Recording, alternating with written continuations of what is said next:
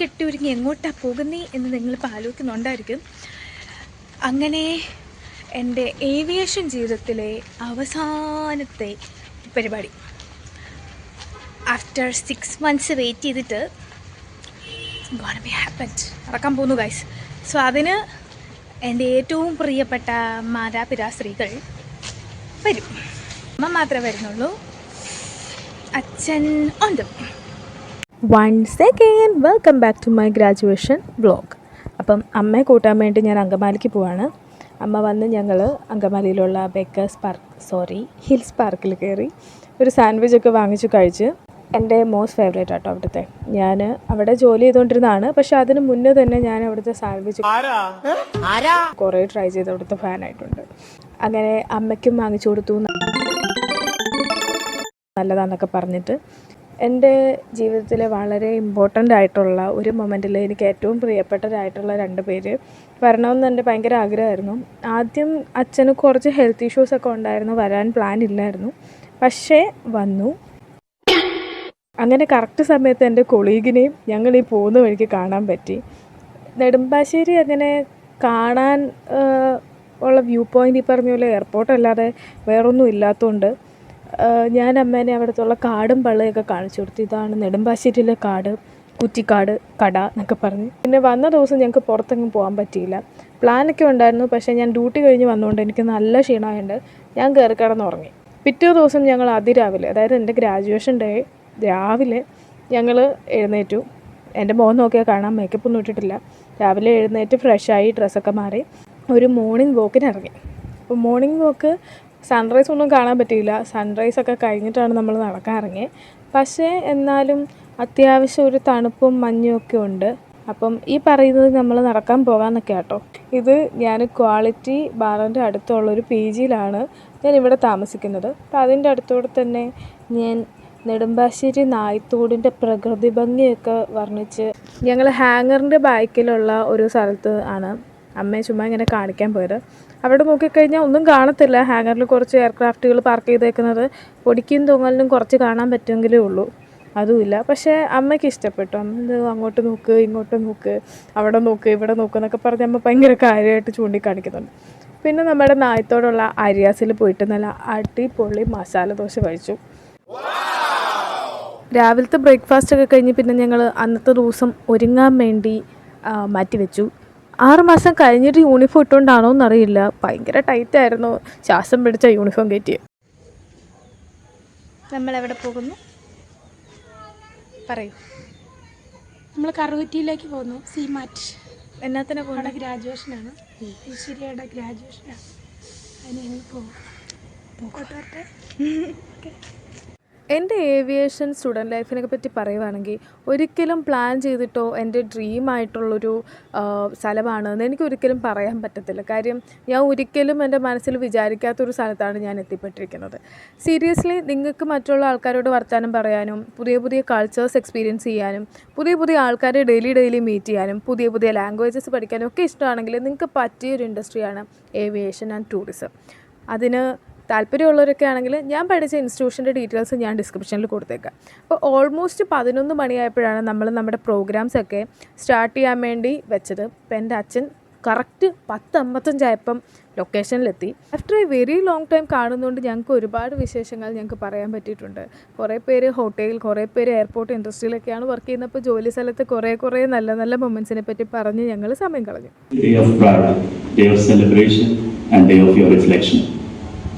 It is a day that marks the end of one journey and the beautiful beginning of another. Correct 11 o'clock ആയപ്പോൾ തന്നെ പരിപാടി start ചെയ്തു. നല്ല വാംഫുൾ സ്പീച്ചിലൂടെ ഞങ്ങൾ ഞങ്ങളുടെ പ്രോഗ്രാം തുടങ്ങി. I, and of the nation, and declare that, and of the nation, and declare that. അങ്ങനെ ഞങ്ങളുടെ ഓത്തിങ് സെറമണിയൊക്കെ കഴിഞ്ഞിട്ട് ഫോട്ടോ സെക്ഷൻസ് ആയിരുന്നു. പേരൻസിൻ്റെ കൂടെയും ടീച്ചേഴ്സിൻ്റെ കൂടെയൊക്കെ ഫോട്ടോസ് എടുക്കാനുള്ള ടൈമായിരുന്നു. ഞാനാണെങ്കിൽ എൻ്റെ ഫ്രണ്ടുള്ള 2 കസേര റിസർവ്ഡ് ആക്കി ഇട്ടേക്കുമായിരുന്നു. അങ്ങനെ ഞങ്ങൾ നല്ല ഫോട്ടോസൊക്കെ എടുത്തു. കൂടെ ഇപ്പോഴും എൻ്റെ അച്ഛനും അമ്മയും ഉണ്ട്. എൻ്റെ എല്ലാ മൊമെൻറ്റിലും അവരെപ്പോഴും എൻ്റെ കൂടെ വേണമെന്ന് ഇനിയും ഞാൻ പ്രതീക്ഷിക്കുന്നത്. Thank you so much. ഒരു നന്ദിയിൽ എനിക്ക് ഒരിക്കലും ഓർക്കാൻ പറ്റത്തില്ല. And of course my very favourite teachers. ഒരു കോളേജ് വൈബല്ല. ഇവിടെ നമുക്ക് കുറച്ചും കൂടെ ഒരു ഫ്രണ്ട്ലി വൈബാണ്. Of course they are training us and also ആ ഒരു ഫ്രണ്ട്ലി ട്രെയിനിങ് നമ്മളെ കുറേയധികം ഇമ്പ്രൂവ് ചെയ്തിട്ടുണ്ട്. ഇപ്പോൾ ഞാനിവിടെ നിൽക്കുന്നത് it's been 8 months that I officially became a part of aviation industry. Now I am working as a customer service host in DFS company for Emirates in Cochin International Airport. So ഒരു student എന്നതിൽ നിന്നും ഒരു aviation പ്രൊഫഷണലിൻ്റെ തുടക്കക്കാരി എന്നൊരു നിലയിലേക്ക് ഞാൻ graduate ആവുന്നതിന് മുന്നേ തന്നെ എന്നെ എത്തിച്ചേരാൻ ഹെൽപ്പ് ചെയ്തത് ഓഫ്കോഴ്സ് സിമാറ്റിലെ ട്രെയിനിങ്ങും ഇവിടുത്തെ ഇൻസ്ട്രക്ടേഴ്സിൻ്റെ കഴിവും കൂടി തന്നെയാണ്. ഇപ്പം ഈ നിമിഷം എനിക്ക് പറയാൻ പറ്റും ഇവിടുത്തെ ട്രെയിനിങ്ങിൻ്റെ ഒരു ഇമ്പാക്റ്റും ആ ട്രെയിനിങ് ഇല്ലാതെ നമ്മളൊരു ഇൻ്റർവ്യൂ അറ്റൻഡ് ചെയ്യുമ്പോൾ ഉള്ള ഒരു വ്യത്യാസവും.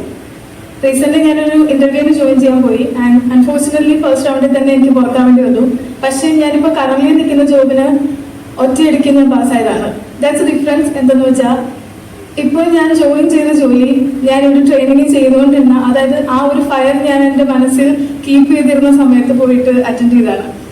ഇപ്പോഴും ഫയർ ഉണ്ട്, പക്ഷേ പഴയതുപോലെ അത് കത്തുന്നില്ല എന്ന് മാത്രമേ.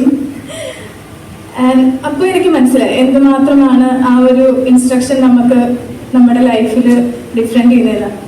എനിക്ക് ചെറിയൊരു അഡ്വൈസ് ഉണ്ട് ഫോർ മൈ ജൂനിയേഴ്സ്.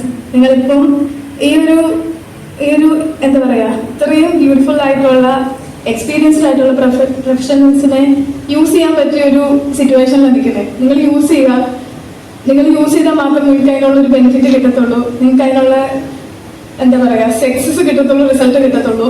നമ്മുടെ പ്രയത്നങ്ങൾ കൊണ്ട് മാത്രം അല്ല, ഇവരുടെ സപ്പോർട്ടും കൊണ്ട് കൂടി തന്നെ നമുക്ക് ഫ്രണ്ടിലേക്ക് പോകാൻ പറ്റത്തുള്ളൂ. പണ്ട് എപ്പോഴും ഞാനൊരു കോട്ട് വായിച്ചിട്ടുണ്ട്. നമ്മുടെ ജീവിതം എന്ന് പറയുന്നത് ഒരു പുസ്തകമാണ്. ആ പുസ്തകത്തിൽ നമുക്ക് നടക്കുന്ന ഓരോ പേഴ്സൺസ് ആൻഡ് ഓരോ ഇൻസിഡൻസ് അത് ഓരോ ചാപ്റ്റേഴ്സാണ്. ചില ചാപ്റ്റേഴ്സ് ഭയങ്കര ഹാർഡായിരിക്കും, ചില ചാപ്റ്റേഴ്സ് ഭയങ്കര ഈസി ആയിരിക്കും. Thank you for being a very beautiful chapter in my life SIEMAT.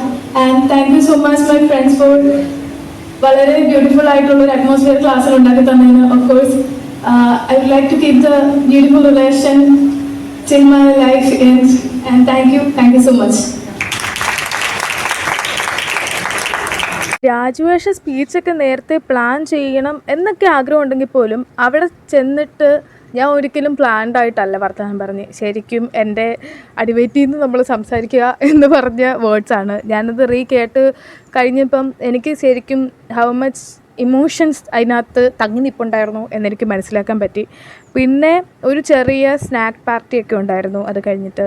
പിന്നെ നട്ടപ്പ വെയിലത്ത് എൻ്റെ കുറച്ച് ഫോട്ടോ എടുക്കൽ സെക്ഷനുമായിരുന്നു. ആൻഡ് ഇതാണ് എൻ്റെ അച്ഛൻ, ആൻഡ് ഇതെൻ്റെ ക്ലാസ്മേറ്റാണ്, അതുപോലെ തന്നെ ഞങ്ങളുടെ നെയ്ബറുമാണ് അവൾ. അപ്പം ഞങ്ങളുടെ ഇൻസ്റ്റിറ്റ്യൂഷൻ ഇരിക്കുന്നതിൻ്റെ തൊട്ട് ബാക്കിൽ ഒരു പള്ളിയുണ്ട്. പള്ളിയോട് ചേർന്നിട്ടുള്ള ഒരു ഹാൾ ആൻഡ് അതിനോട് ചേർന്നിട്ടുള്ള ഒരു മെസ്സ് പോലത്തെ ഏരിയയിലാണ് നമ്മൾ ഫുഡ് കാര്യങ്ങളും എല്ലാം സെറ്റ് ചെയ്തേക്കുന്നത്.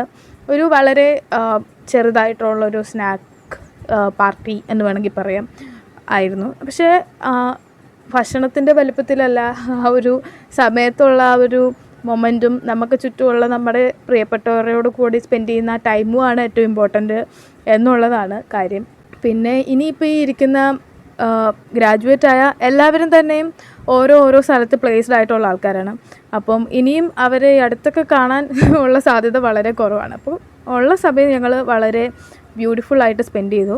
അത് കഴിഞ്ഞിട്ട് സെയിം ഹിൽസ് പാർക്കിൽ തന്നെ പോയിട്ട് നല്ല ഒരു അടിപൊളി ലഞ്ച് മീൽസൊക്കെ കഴിച്ചു. എൻ്റെ അച്ഛൻ അവിടെ നിന്ന് ഇടുക്കിയിൽ നിന്ന് ഇങ്ങോട്ട് ബൈക്ക് ഓടിച്ചിട്ടാണ് വന്നത്. അപ്പോൾ തിരിച്ചും അതുപോലെ നല്ല ദൂരം ഉള്ളതുകൊണ്ട് അവർ ഒത്തിരി നേരം നിൽക്കാതെ പെട്ടെന്ന് തന്നെ അങ്ങ് പോയി. അപ്പം that's the end. Thank you so much.